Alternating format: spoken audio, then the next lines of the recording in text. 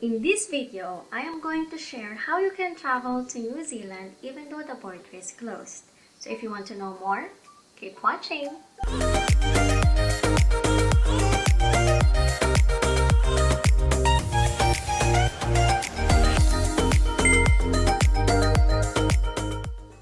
Hello everyone! My name is Joanne Roxanne and welcome to my channel. So for today's video, I am going to share the steps on how to apply for a critical purpose visit visa. So ano ba tong critical purpose visit visa na to? Firstly, we have to understand that before this COVID-19 pandemic, nurses who had undergone CAP or the Competency Assessment Program for nurses only used the normal visit visa to come to New Zealand. But since New Zealand only opened its borders to its residents and to people who have critical purpose to travel here, hindi na natin pwedeng gamitin ngayon yung normal visit visa. But instead, Immigration New Zealand brought out the critical purpose visit visa. So, in short, this visa lets you travel to New Zealand even though the border is closed under two conditions. Number one, you have a critical purpose to travel here. And number two, you have been invited by the Immigration New Zealand. So for the first condition, that you have a critical purpose to travel here, ano ba tong mga purposes na to? What are the purposes that fall under the category of critical purpose? So here are they.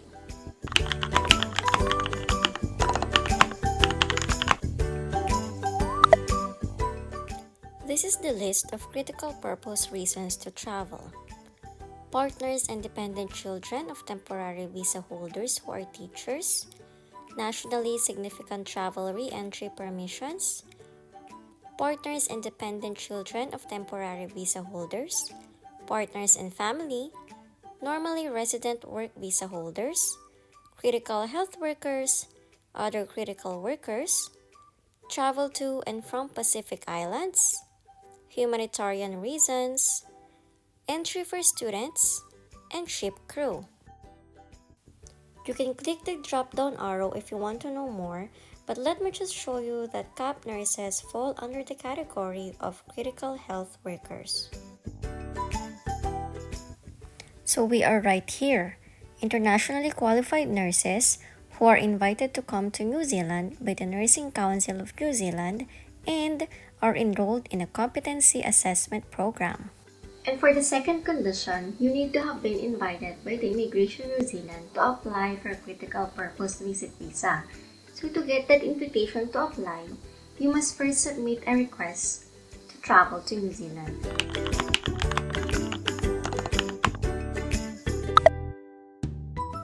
So the fee to request entry to New Zealand is 45 New Zealand dollars for each person.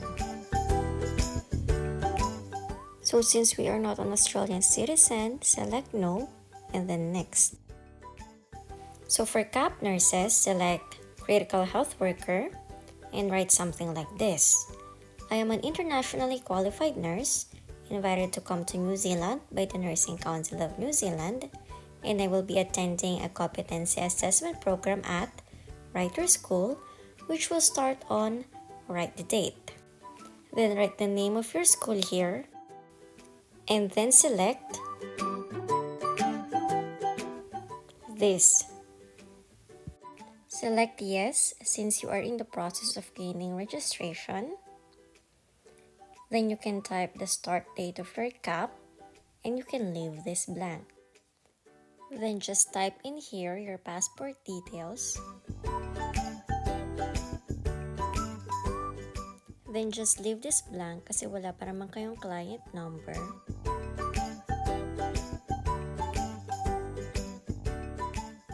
Then type in here your contact details.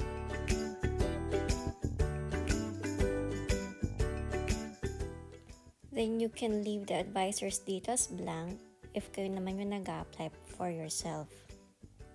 Then this part is for your dependents if meron. So it can either be your child or partner or both. And if you have more than one dependent child, you must give information for each of them.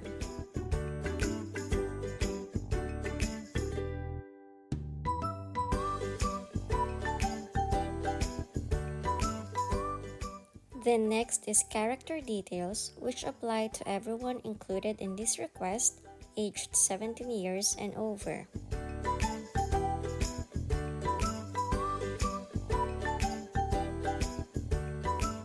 Then next is health details, which apply to you and everyone included in this request.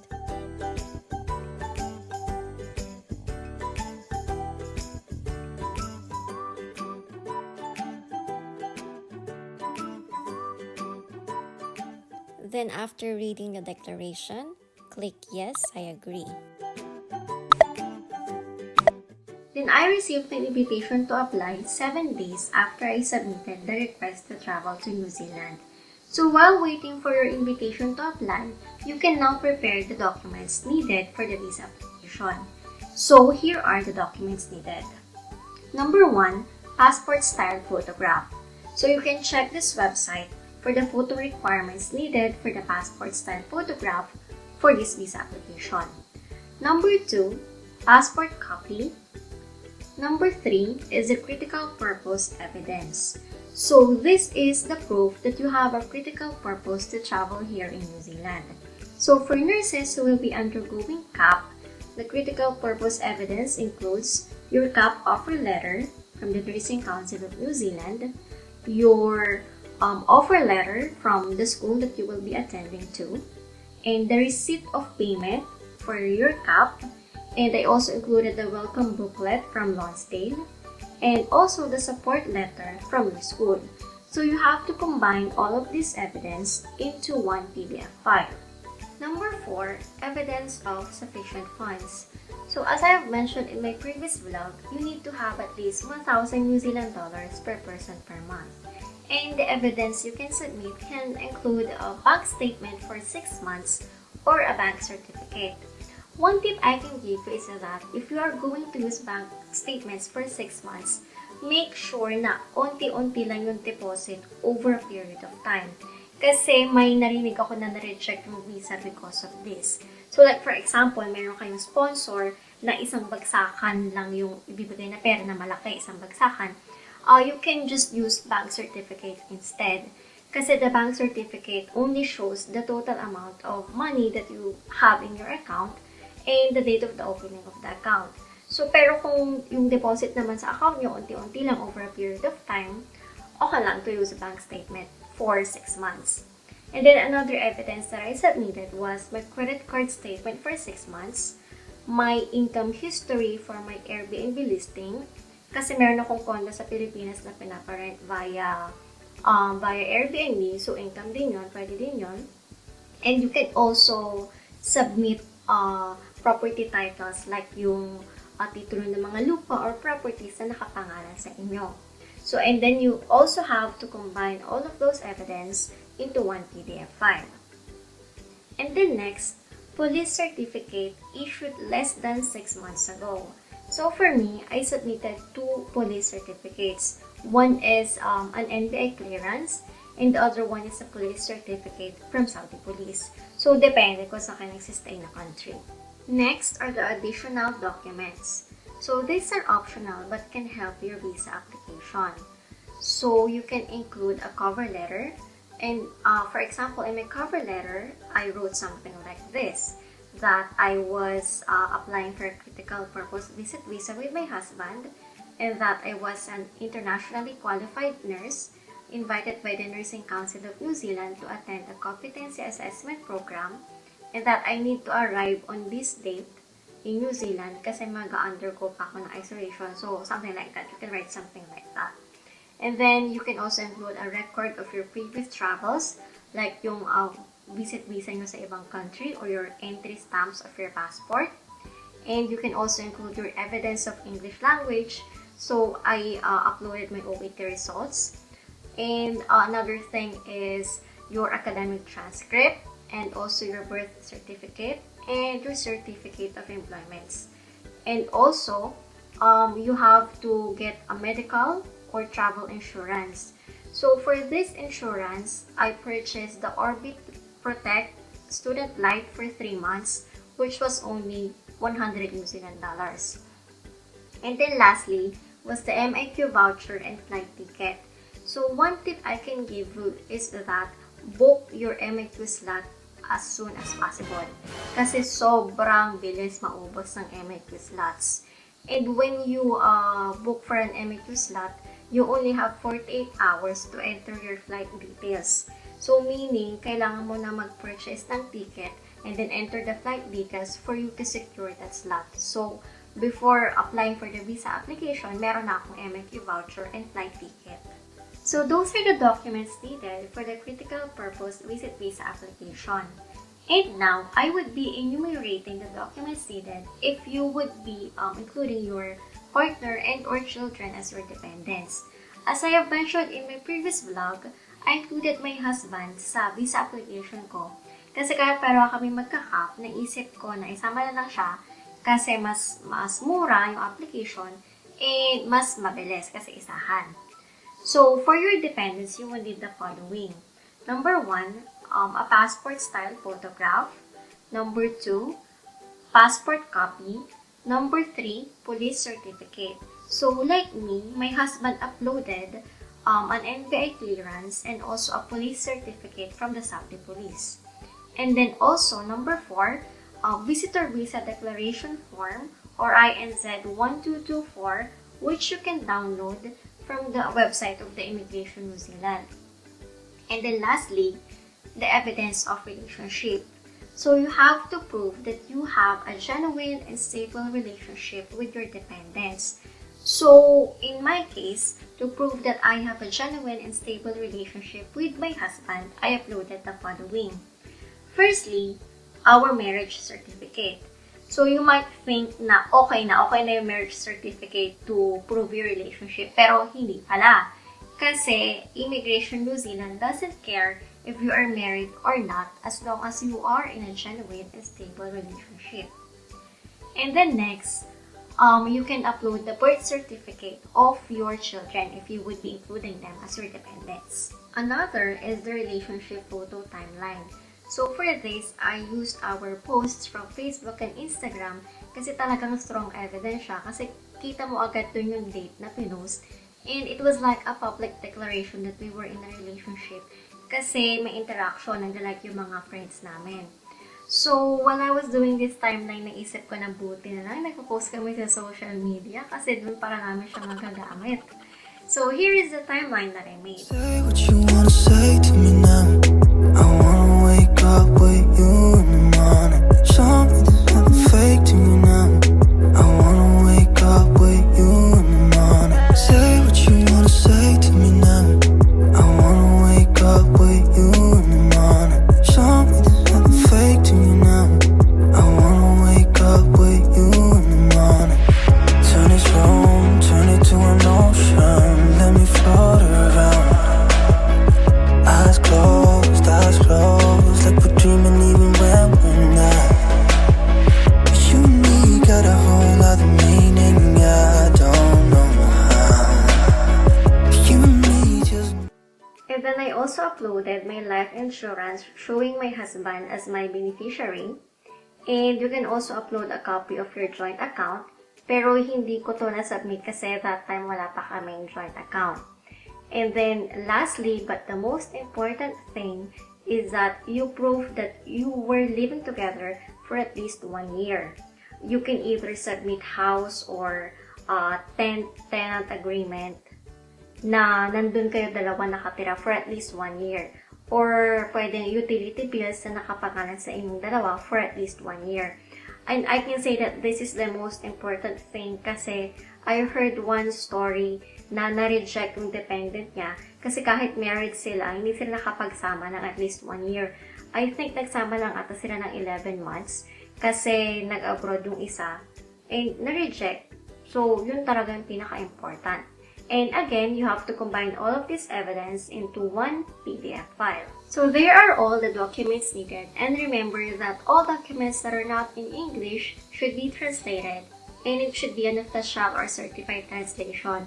So hindi pwedeng ikaw lang yung mag-translate.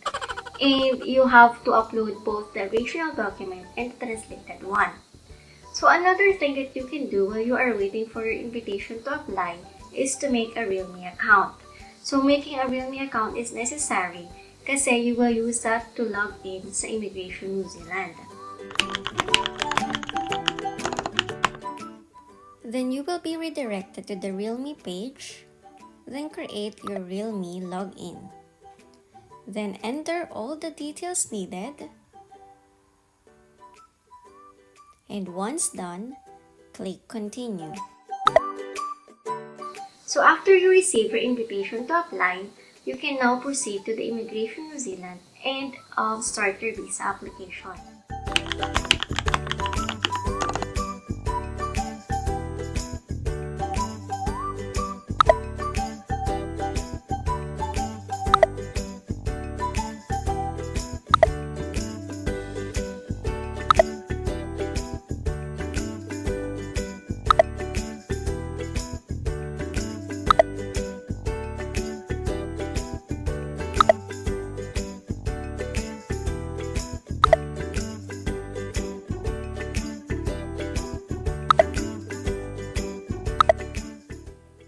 And then this is the identity and contact part, and you just have to fill in everything.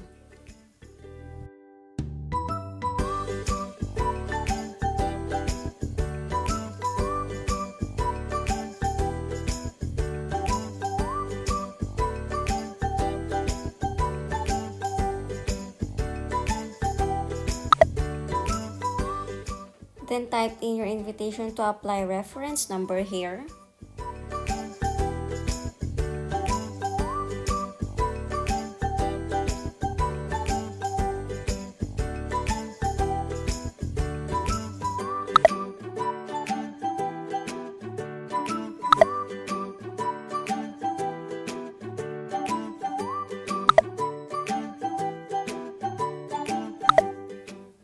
This is the visit details part.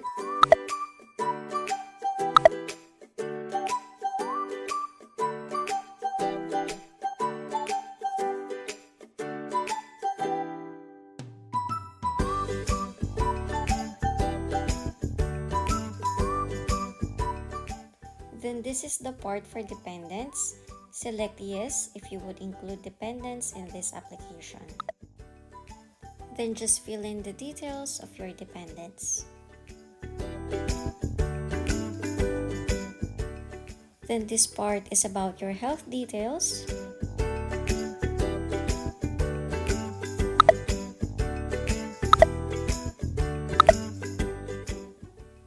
Then this part is about your character details.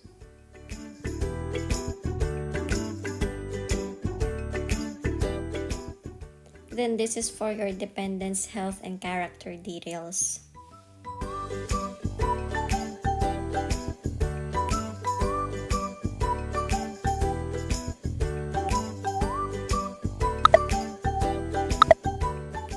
Then this is about your work history.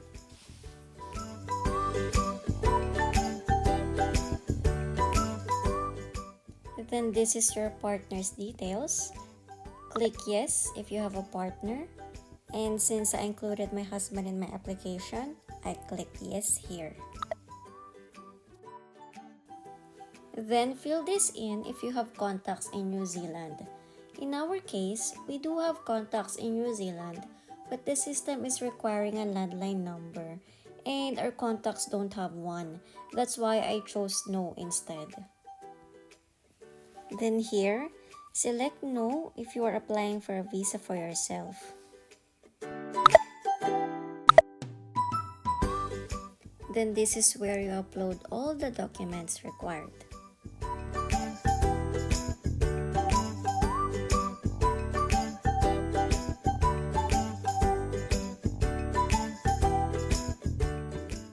Then read the declaration.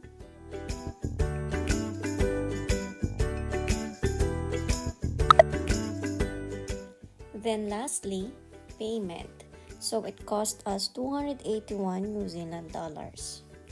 Then after you have submitted your visa application online, you need to mail your passport to the nearest visa application center for scanning. So you can check this website to see the visa application center nearest to you. So for those of you who are applying from the Middle East, the nearest center is in Dubai. So, dito i-mail yung passport. And together with the passport, you need to mail the thank you form, which you can see at the end of the online application, and also 2 credit card authorization forms for visa center fee and courier return fee of your passport. Hindi ko actually makita yan sa website nila, and sinend lang sa akin yan dati nung classmate ko. Hi, Ma'am Faye! Thank you! So, if you need those forms, just message me and I will email them to you. And for the Philippines, there are only 2 visa centers in the Philippines. One is in Manila and one is in Cebu. And these are their payment methods for the visa center fee. And according to one of my classmates, hi Maush Malor, she just paid through bank deposit and then sent the deposit slip together with her passport. And then after they receive their passport and then they scan their passport, they will mail it back to you. So in my experience, the same day na na-receive nila yung passport ko, binarik din nila agad the same day. And they just provided me with a tracking number. And then I received the critical purpose visit visa 5 days after I lodged the application. And nag-weekend pa nun. So mabilis lang if okay naman lahat ng requirements mo. So there you have it. So to summarize, number 1, you must submit a request to travel to New Zealand, and then while waiting for the invitation to apply, you can prepare the documents needed and make a RealMe account.